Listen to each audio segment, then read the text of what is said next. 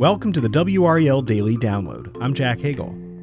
Late Monday, Republicans in the North Carolina House of Representatives released a spending proposal for the coming fiscal year.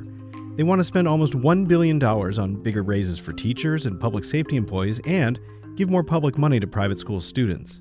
Those are just a few of the ideas, but will the proposal go anywhere? WRAL state government reporter Will Doran has been up to his elbows in the House budget, and he joins us now to walk us through it. Will, thanks for joining us. Pleasure to be here. Okay, so late Monday, House Republicans put out a 750-page spending plan, and I know that you've memorized every line of it, so I just want to go through some of the highlights, though. I want to start with child care. That's been an issue we've been paying close attention to. What's the House proposing there?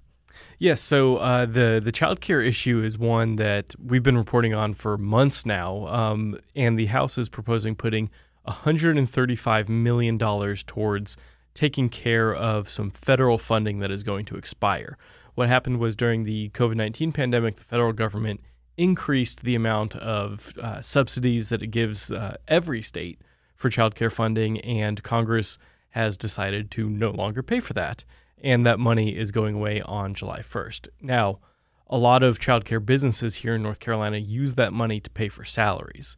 And so there's a lot of concern that with that money going away, they're going to have to either cut their staff's pay or raise rates on parents, neither of which seem feasible or sustainable. And so they may have to end up just shutting their doors. And this has caused a lot of concerns, not just for young parents, but the state's business lobby, the Chamber of Commerce, is worried that hundreds or even thousands of people might start quitting their jobs if they lose access to childcare. It's a big issue. And so this $135 million wouldn't cover 100% of the federal funding that's going away, but it would cover about 75% is what we're hearing from state lawmakers. Now, the House is also proposing big raises for some state employees, and that's been a big theme for us in recent negotiations. What's new there? Yeah, so it would be, for the most part, just an additional 1% across the board for most state employees. Now, they're already going to get raises anyways. This would give them an additional 1%. But the big winners here are corrections officers and our probation and parole officers. They would get a total of a 9% raise, and that is to address just really serious staffing issues that we have, particularly in prisons. It's pretty bad in a lot of state prisons. There are vacancy rates of 30, 40, maybe even higher percent, where they can't find people to come work in these jobs because a lot of them are in more rural counties where the population's been shrinking, and especially now even fast food jobs paying $12 an hour, $15 an hour. They're really having to struggle to find employees who are going to come work in prison. So there is a concerted effort in this budget to really boost wages, particularly for prison employees and also probation and parole officers.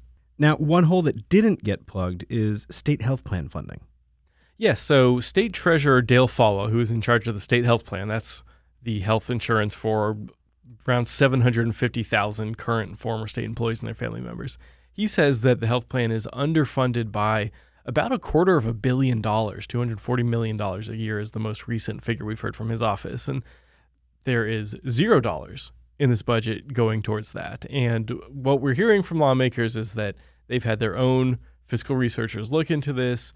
They don't think it's a problem, or at least it doesn't rise to the level of all of the other priorities that they're trying to fund in this budget. But Falwell has said, between rising costs in healthcare, as well as the fact that the state didn't get reimbursed for all of its COVID funding, and some other issues as well, have all kind of coalesced into this underfunding issue. And there's not an immediate, people are going to lose their health insurance if this goes through. But, just a few weeks ago, we saw the state health plan raised premiums on a specific type of plan for retirees.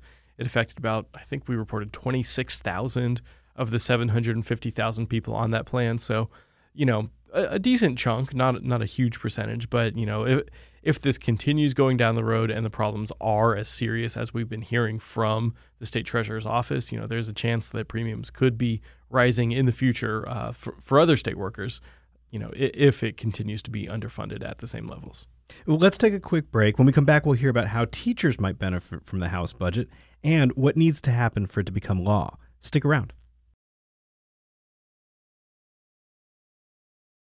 Welcome back to the WRAL Daily Download. We're talking with WRAL state government reporter Will Doran about the new House budget proposal released late Monday. Will, there were a lot of education initiatives in this budget proposal, more pay for teachers, more private school vouchers. Walk us through those initiatives. Yeah, so like I said, there's an across-the-board 1% pay increase for all state employees. It'd be a little bit bigger for teachers. Instead of going from 3% raises to 4% raises like most state workers, they would be going up to 4.4%. And it's really uneven for teachers. If you're in the later part of your career, you're really going to see a pretty small raise. For people with really anywhere more than 10 years of experience, it's pretty minor raises. But the good news is for early career teachers, it does have some pretty substantial, 12, 13% raises for especially beginning teachers, and, still pretty big raises in your first and second years. And, they're trying to, convince more people to come into the profession and stick around. And, here in North Carolina, we do have, a below average teacher pay compared to the rest of the country. But, Republicans have been trying to kind of get back to where we had been in the early 2000s when we're about on par with the rest of the country. And so this would bring starting teacher pay up to about $44,000 a year, which is the state-based pay. Now, most school districts offer additional pay on top of that. So, especially if you're in an urban county, that probably brings it up to maybe $50,000. It differs by county to county, but a decent raise for beginning teachers, not much for later career teachers. The total that they would be spending on the teacher pay raises, there's also a proposal to bring back master's pay, although based on past history, that's probably not going to have much success. All of that would cost about $110 million. They want to spend 4 times that much, about $487 million on the private school voucher program. So definitely prioritizing private school vouchers in this plan. And this is the program that for people who are in public schools and want to move their kids to private schools, or now have always been in private schools, can get state money to help pay their tuition. And it recently opened up to people who've always been in private schools, and also anyone, no matter how wealthy you are. There had always been income caps on that. Earlier this year, or late last year, the state legislature lifted those caps. And so now there's no limits on who can apply for this, and that caused a whole lot of demand because there were a lot of wealthier families and families who'd already been in the school system who were newly eligible for this, who now want it. And so to get rid of that wait list, both for this year and what they're anticipating for the next school year, that's going to cost about $500 million. And, for a state with a $1 billion budget surplus that we're trying to figure out how to spend here in this budget, that's nearly half of it for the vouchers. Now, one other line item caught your eye, and that was funding for Poe Hall. That's at NC State University. Why did that stand out for you?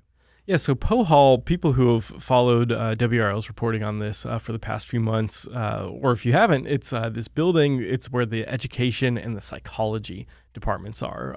And it has PCBs, which are these chemicals. I won't pretend to remember the official scientific name of them, but they were used in building construction back 60, 70, 80 years ago. They've since been banned. They're linked to all sorts of health problems, and they have discovered them at Poe Hall. And so in late 2023, they shut down the building, moved classrooms out, moved offices out, told people do not go back in this building. But some of our colleagues here at WRAL, especially for Five on Your Side, have been hearing from hundreds of people. I think there's been over 200 people who have contacted us, to say that, hey, I worked in Poe Hall, I had classes at Poe Hall, and I now have cancer. And of course, there's not necessarily a proven link to that yet, but there, of course, have just been this incredible public attention on this case. And the budget has millions of dollars to deal with the Poe Hall issues. Some of these PCB issues were found in the first place because the previous state budget had called for renovations, and then that's kind of when everything got discovered. But this budget would pay at least $5 million and as much as $180 million more to basically gut the building if it comes down to that. And so it seems that they're kind of waiting on NC State officials to tell them, hey, this is what we think of the situation. This is how much we need for it. There's this huge range, anywhere from $5 to $180 million to address the problem. But it shows that Republican officials in the legislature are serious about tackling that issue at Poe Hall. I mean, $180 million is a lot of money. It's more than they're spending on raises in this budget. And, it just goes to show how expensive construction can be as well. Now, Governor Roy Cooper, he's a Democrat. He also put forth his ideas on spending. How does his plan differ from the House plan?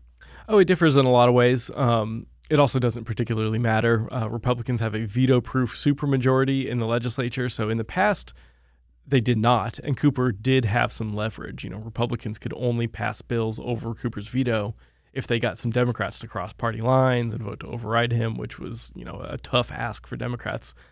Right now, that's not a political problem for Republicans. And so Cooper has lost a lot of his leverage that he had on issues like negotiating a budget. But he still puts out a budget and says, if I had power, if I had more leverage, if voters, say in the 2024 elections that are coming up, would like to give Democrats more power, this is what we would do. It's really a messaging thing. And Cooper is very opposed to vouchers. He doesn't support the voucher program at all. And instead of spending, those hundreds of millions of dollars on the voucher program that we see in this budget, he would put them towards teacher pay raises. And so he would have very substantial raises for teachers, around 8.5%, plus bonuses for teachers and state employees as well. A lot of other programs in there, that he says these are things that would be possible if we weren't spending money on the voucher program. He is also opposed to the corporate tax cuts that are set to phase in by 2030. Our corporate tax rate is going to gradually decrease from now until then to 0%. And Cooper would freeze that, which would, of course, lead to more money for the state to spend. Now, House Republicans can't do this alone. They need the Senate to buy in. How's that negotiation going? Poorly. It is hardly going at all from what we've heard. There were some private negotiations, as there always are with these sorts of budget debates. And from all accounts, those have just completely broken down. And the way that the legislature works, it should be the Senate's turn to go first with the budget. But the House is putting out their budget first, and they said, look, we just got sick and tired of waiting on the Senate to do this. It is the middle of June. The fiscal year ends on June 30th. We need to go ahead and get the ball rolling on this. And so, we heard Senate Leader Phil Berger dismissing this budget plan before it was even public, just kind of what he imagined would be in it. He said, I'm not going to go for that. And people might be scratching their heads saying, wait, isn't this Republicans who are in charge of both chambers? Why are they fighting this much about it? That is true. It is Republicans who control both the House and the Senate.